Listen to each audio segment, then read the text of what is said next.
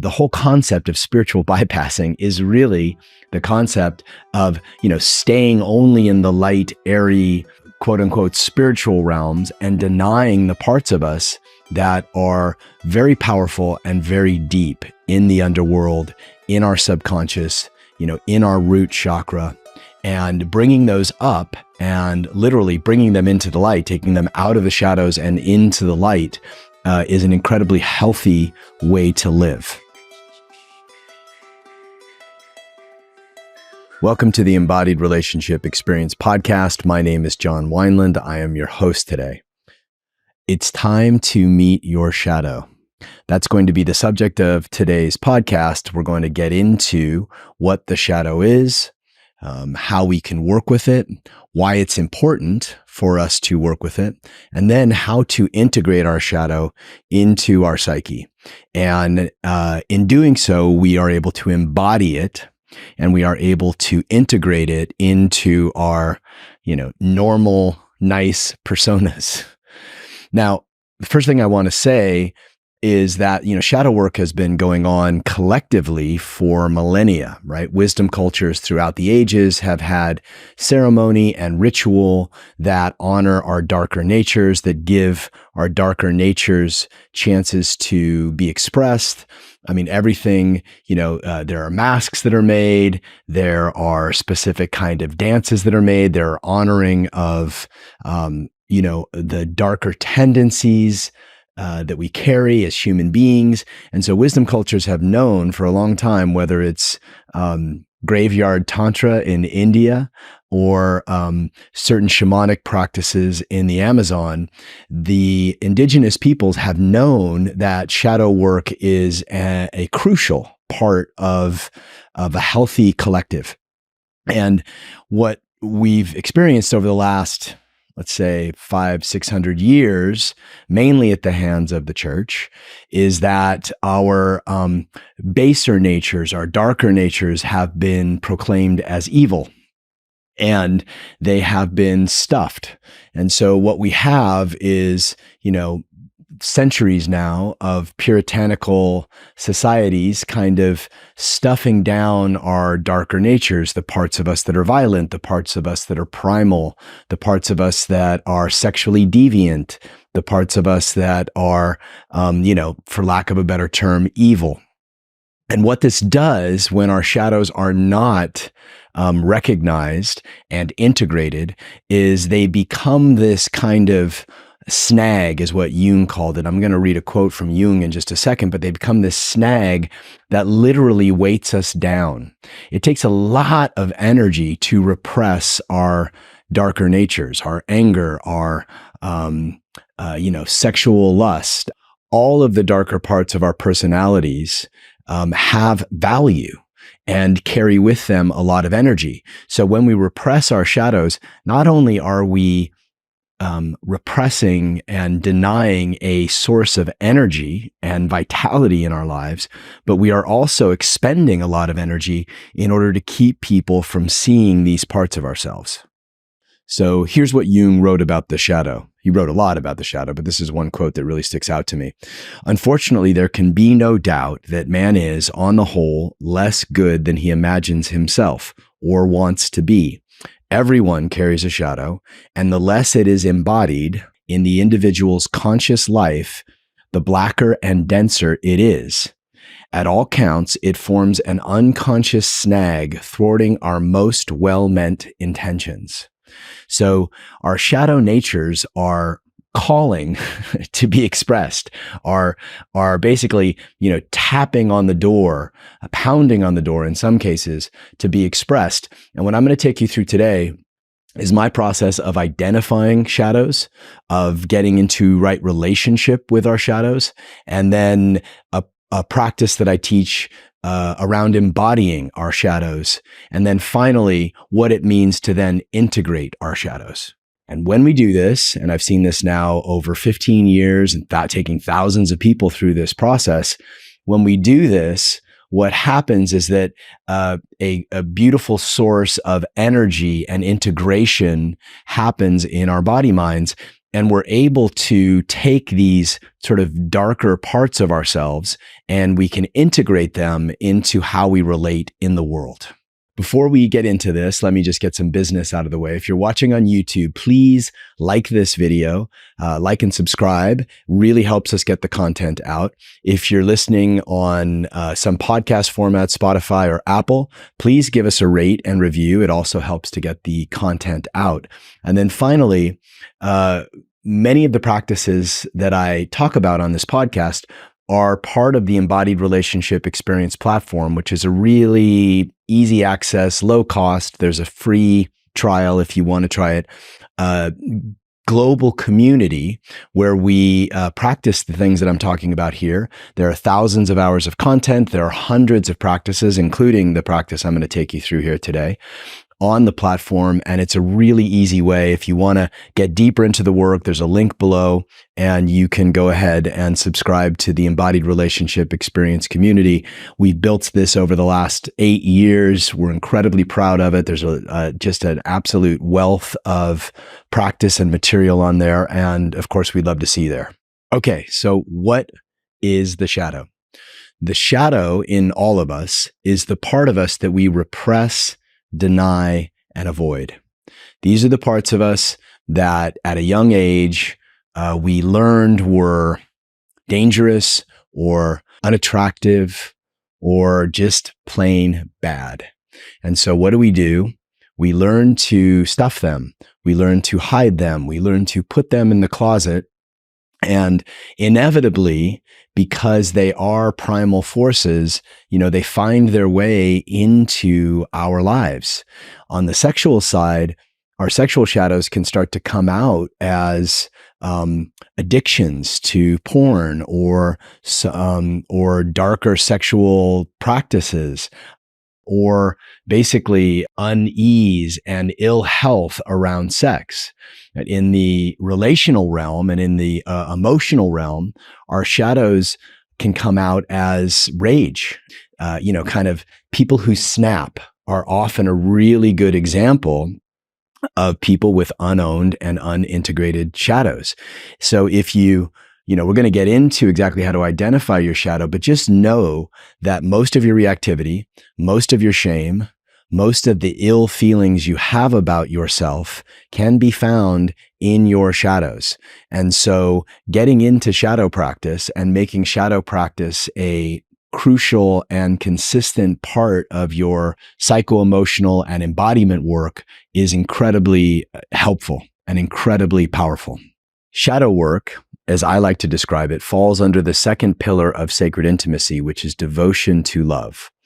And in that pillar, there is this concept of doing your own deep inner work, right? So for us to be fully present and whole in and of ourselves so that we bring the best parts of ourselves to our relationship, there are certain practices that we have to do. And the practices that many people like to avoid are the practices of really getting into their deep, dark, chewy, gooey places. And so it's an incredibly potent form of devotion, not only to your own psychological and emotional well-being, but also to your relationship, right? I mean, I'm sure that you could probably identify some of the shadows that your partner is carrying. I'm not so sure you can identify your own, but maybe they can. And so these shadows find their way into our relationships. They find their way into our lives, and they literally become, like Jung was talking about, snags. I would describe them sort of as weights, right? That we have these weights that sort of hold us down from being fully alive, from being fully present, from being fully integrated in all of our aspects, not just the light, fluffy, spiritually, attractive assets, but also the aspects of us that, that are, darker and a little more intense. Another way to consider shadow work is to consider it as part of our underworld, right? So we have the transcendent spiritual realm, We have the realm of life and living in the world, but we also have this underworld.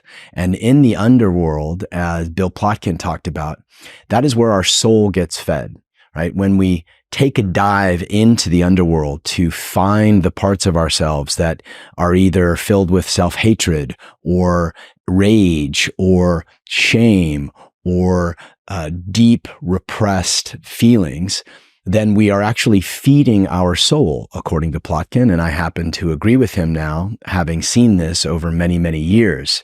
So if we, the whole concept of spiritual bypassing is really the concept of, staying only in the light, airy, quote unquote, spiritual realms and denying the parts of us that are very powerful and very deep in the underworld, in our subconscious, in our root chakra, and bringing those up and literally bringing them into the light, taking them out of the shadows and into the light is an incredibly healthy way to live. So I'll give a little bit of a personal history with shadow work.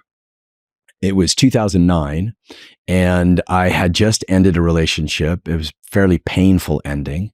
And I decided to take, some of you have heard me talk about the feminine or masculine cleanse. I decided to take a cleanse from all relationship for 9 months.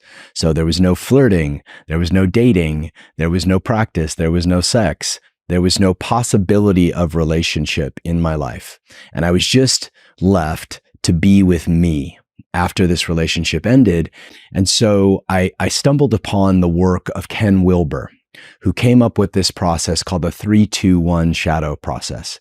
And I started to work with it in the way that felt right to me. It's a little different than how he lays it out. I've since over the years, added my own special sauce. I've innovated on it. I've made it more of a less of an intellectual process and more of an embodied process.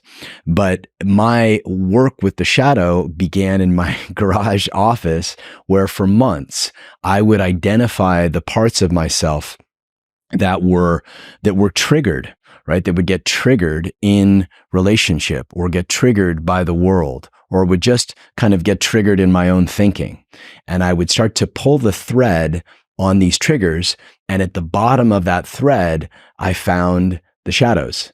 And so I spent months, kind of cultivating this practice on myself. I was my first client and I would be in my garage, taking myself through the process I'm going to share with you here.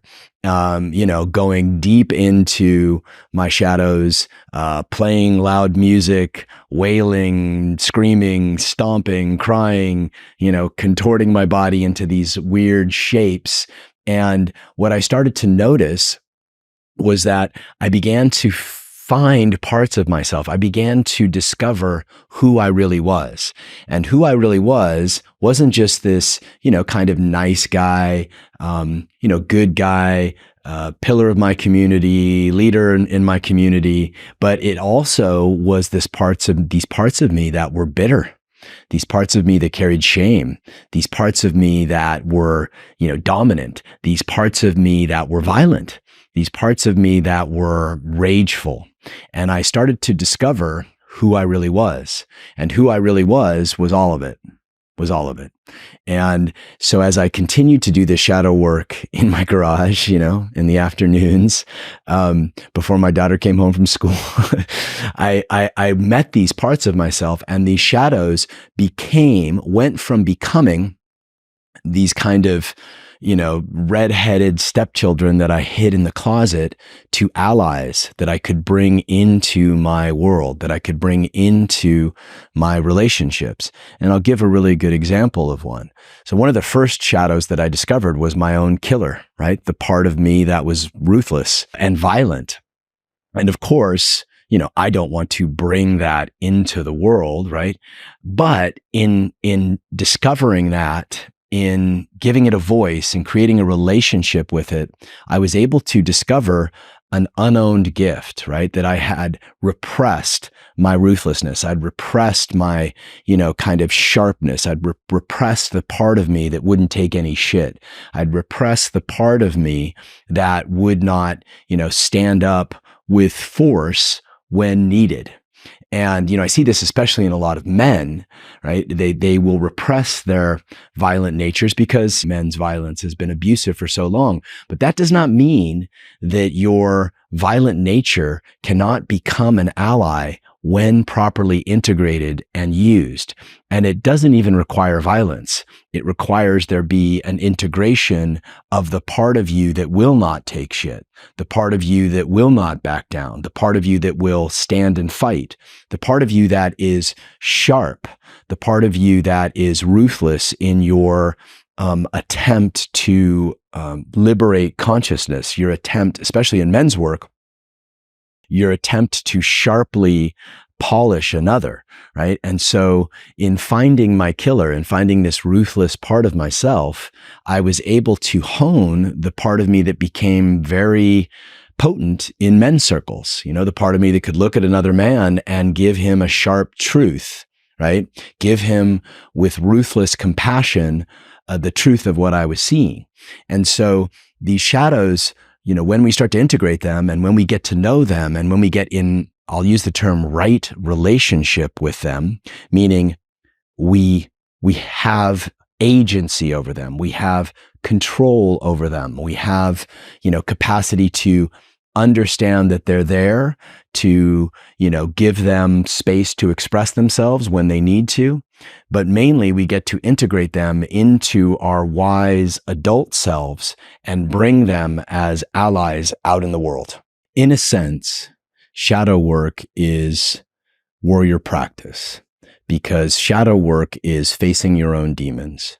It is facing death in some ways. And when we are courageous enough and bold enough and willing enough to look at our demons, to look into our shadows, to face them, to, in this process I'm going to lay out, to literally embody them, we are practicing very deep warrior practice.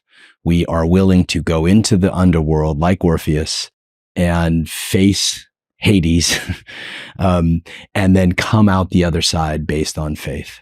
So at its core, I want you to know that the practice I lay out here is warrior practice. It's not for everybody. And it's definitely not something that you want to attempt if you're dealing with mental health issues or you're dealing with, psychological stress that is overwhelming. But if you are here to unwind parts of your character that have been stuck in your subconscious and then come up to bite you in the ass without any warning, then this will be the work for you. Not only that, but it does deepen you. Something happens for those of us who are willing to face our own demons and to go in to look at our trauma, to look at the parts of us that, we've repressed, denied, and avoided for years and years. Something happens. There's a sense of pride. There's a sense of accomplishment. There's a sense of worthiness that we were able to face our darkness and then, unlike Orpheus, come out the other side. So how do we find our shadows? This is often a question that I get. And the process I'm going to lay out has 4 parts. The first part is to identify the shadow. And how do we do that? Well, we look at the things that trigger us most. We look at the things that cause us to have that sort of whoosh of reactivity. And we hone in to the parts of the body that get triggered by that reactivity. So the first piece of finding your shadow is to look at the 2 or 3 places where you get most triggered. For some people, it is, their romantic partner looking at them a certain way or criticizing them a certain way or denying them a certain way. For others, it is, getting a really large bill in the mail or it's, not getting the promotion or the acknowledgement that you had hoped for, or it's a friend or a community member saying or doing something unconsciously hurtful. But whatever the trigger is, it really doesn't matter. And most of us have multiple shadows, but identifying the trigger that is most active in your life is the first way to find your shadow. So I'm going to suggest that you take a moment here and you write 1 or 2 triggers, consistent and hopefully recent triggers that you've experienced where you felt that sort of whoosh of reactivity. You felt either, rage bubble up, or, and you wanted to lash out, or you felt shame come to the surface and you wanted to retreat. So identify the trigger. Who did what? What did they say? What did they do? Or was it something you thought about yourself? Or was it something that happened in the world that caused you to have this rush of reactivity? So you identify this rush of reactivity, and then you identify in the body where you feel it. Does your heart get tight? Does your belly get tight? Do you get a lump in your throat? Do you want to retract inward? Do you want to explode outward? Right? And you get a very clear sense of what's happening in your body in that moment of trigger. You then take a moment to really connect to that experience, the sensations that you feel when you think about that trigger. You connect to the tightness in your chest. You begin to really become aware of how your body closes, tightens, or wants to explode, when it gets triggered in a very specific way. Then next, you're going to close your eyes. So you'll turn your mind's eye inward to the part of your body that is holding the sensation, the heightened sensation, the tightness, the heat, whatever it is. Identify it. Is it cold? Is it closed? Is it open? Is it hot? Is it like a block of energy? Is it a collapsing inward? And you're going to turn your mind's eye into the part of your body where you feel the greatest sensation when you think about this trigger. And you're going to look for an image or a character or a creature or some kind of anthropomorphic. Sometimes it's not anthropomorphic, but oftentimes it's an anthropomorphic version of yourself that is the actual shadow. I remember the very first shadow that I found was this very interesting version of Gollum and Anakin Skywalker with his head burnt off. And it was this kind of teenage part of me that was very young and, half naked, kind of dressed like Gollum and very wiry and very kind of erratic and even violent. And this image came to me so clearly when I turned my mind's eye into my body and felt the trigger. And I was able to identify ooh, this is a shadow creature. This is a shadow figure. Stay with me, right? And so you turn your attention to this shadow figure. And the first step is you look at it. Ken Wilber talked about a 3-2-1 shadow practice. The 3 part is you are in the third person with your shadow. You are watching it like something that's 5 or 6 feet away from you. How is it moving? Is it saying anything?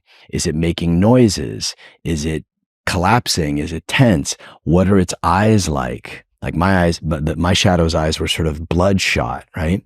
And is it on the ground crawling around? Is it, in a fetal position? Is it, ready to explode with fire coming out of its ears?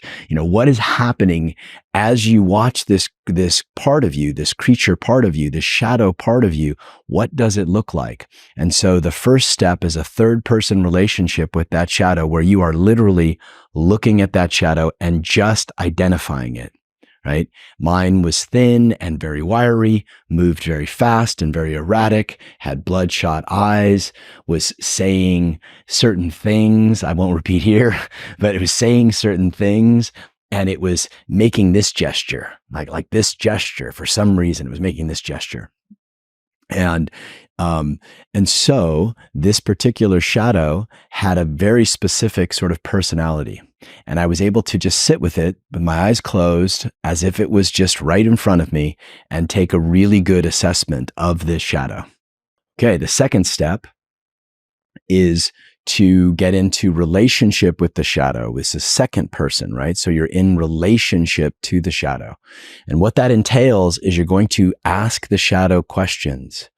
You're going to, with your eyes closed, you're going to ask the shadow, what are you here for? And then you just listen, right? What are you trying to tell me? And then you just listen.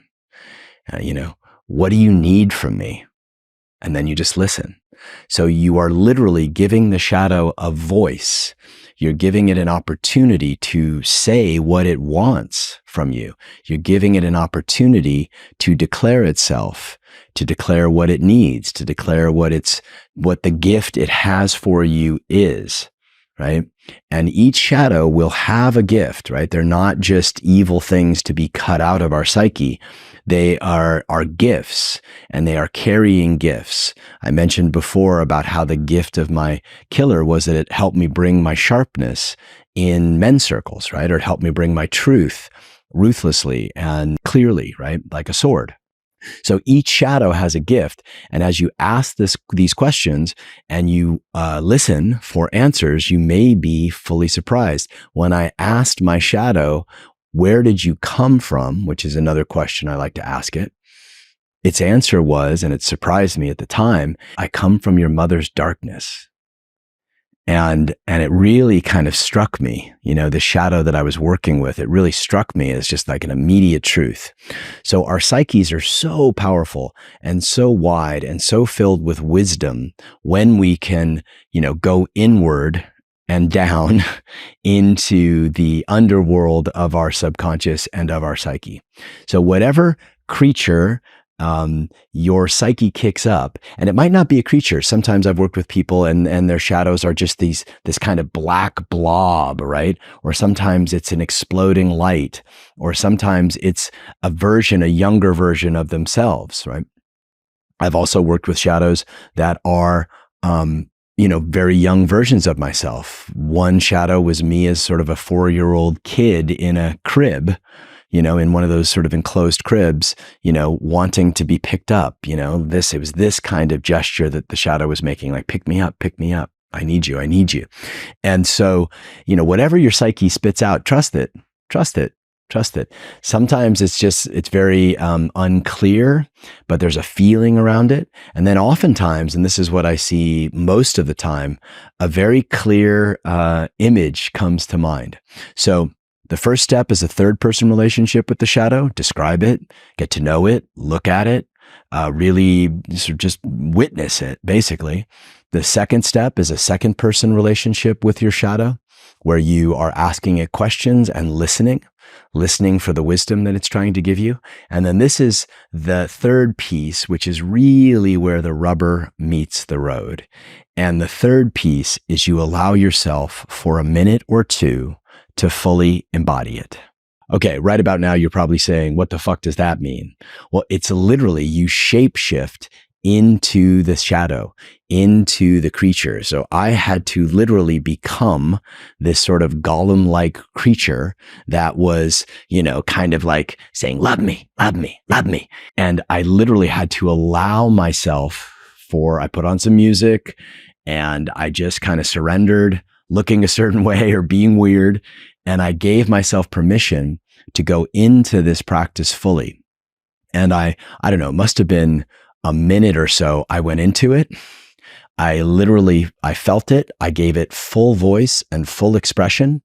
I let it out. There was so much anger and so much rage at withdrawal, right? At my mother's withdrawal when I was a kid, at my partner's withdrawal. There was so much anger and so much rage and so much anguish in it.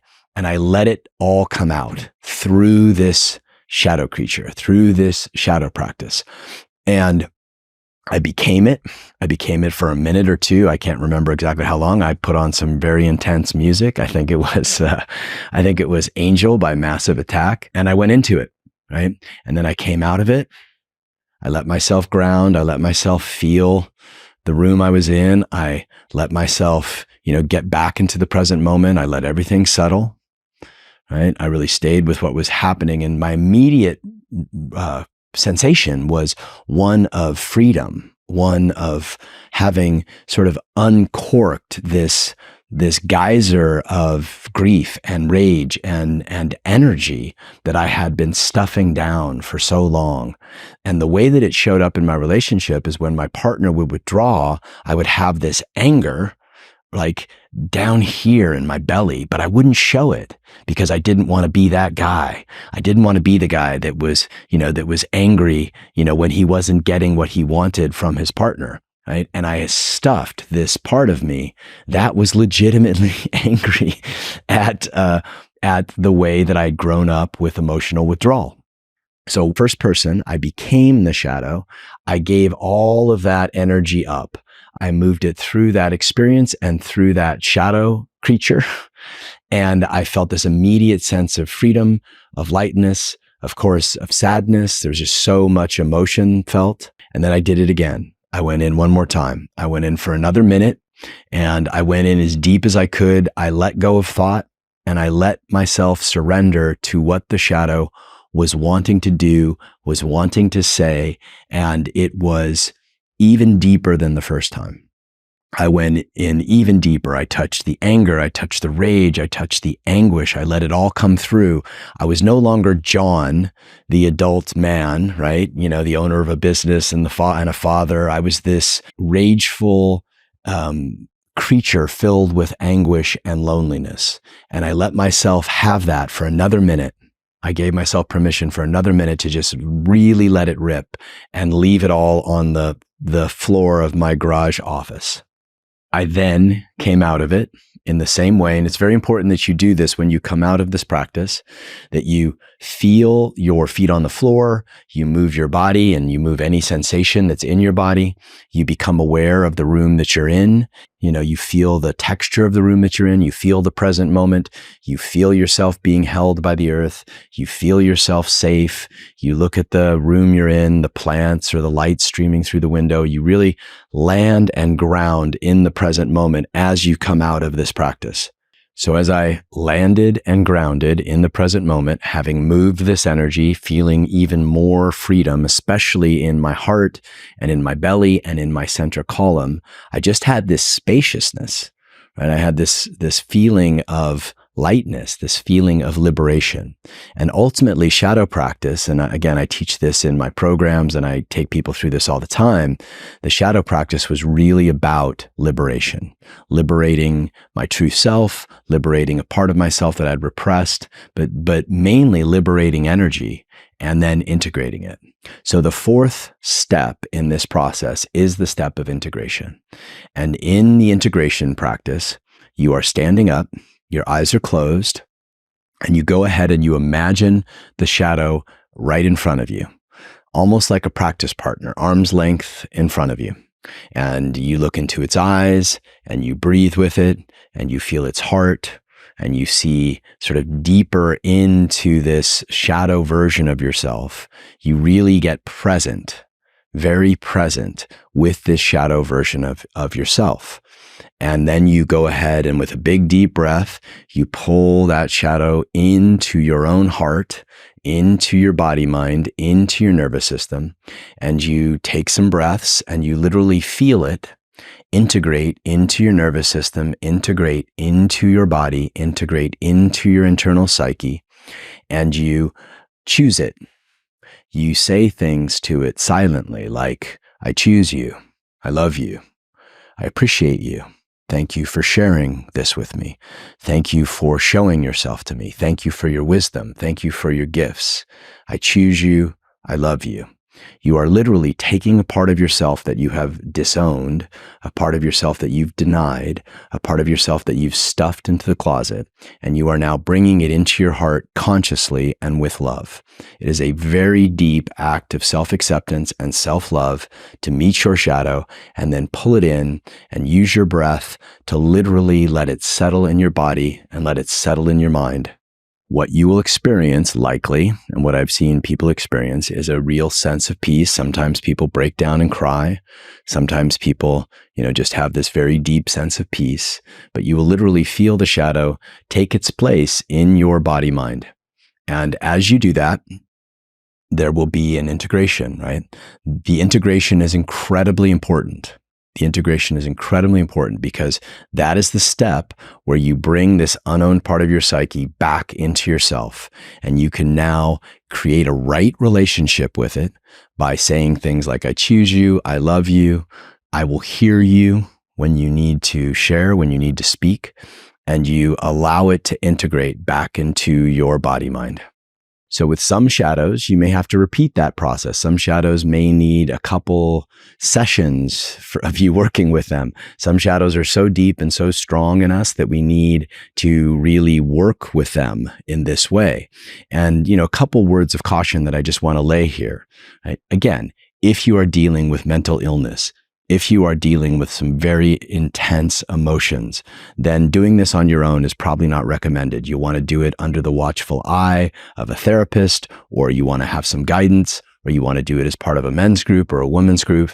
If you're feeling incredibly tender and fragile, then, make sure you extend yourself the care of being watched and loved as you do this. What we tend to do in workshops, and what I've done in a number of men's groups, is that people, men and women, will do this shadow practice while they're being witnessed by others, which is like doing shadow work on steroids. So this is a really good thing to do with a couple of trusted friends or one trusted friend where you both work shadows and witness each other. Because in the witnessing, what's happening is your body, mind, and your neural pathways are now recognizing that this part of you that you thought was so shameful and so ugly and so needing to be hidden, you're actually being loved by another while you're expressing it, while you're embodying it, while you're letting yourself fully be seen as it. And what I've noticed in these practices with groups and having people work one-on-one with shadows is that they are often surprised by how beautifully, I know this is a strange word to use for this, attractive, how real their shadows are and how much their partners love actually seeing this part of them expressed in this way. Because let's face it, your partner knows your shadow. Your partner's probably the one that's getting the brunt of your unowned shadow. So it's an incredibly relaxing experience for your partner to feel you own this part of yourself and then integrate it into your body mind. Another important thing to keep in mind is that you likely have more than one shadow, triggered by more than one stimulus. And it's important that once you learn this process, once you get good at it, that you, keep using it as you get triggered in the world and as you get triggered in your relationship. I had one shadow that was my inner critic. I had one shadow that was the part of me that didn't trust people. I had one shadow that was the part of me that, got angry when people withdrew from me. I had one shadow that was needy. I had one shadow that was violent, right? Like I had a lot of different shadows that I had to work with and integrate throughout my practice. And it's the same process. And again, of course, you can do this on your own if you feel strong enough to do that, but it's often really beautiful to do with your partner, with your romantic partner. I mean, this is my idea of a fun date. Like to do your shadow work with each other. It's so beautiful. It's so deep when partners can do this with each other. It's so intimate. It's so intimate. So these are all different ways that you can do this practice. And I suggest you listen to this, to these steps, 2 or 3 times. Or if you're on the embodied relationship experience, you can actually have me lead you through it. And you guys can both do it together at the same time, or one of you can do it and then the other one can do it. But make sure that you have the process down and that you've, because each piece of the process is very important. And then meet your shadow and see what happens. What I've seen happen is that these parts of ourselves that would normally get triggered, right, all of a sudden have more access to the same stimulus.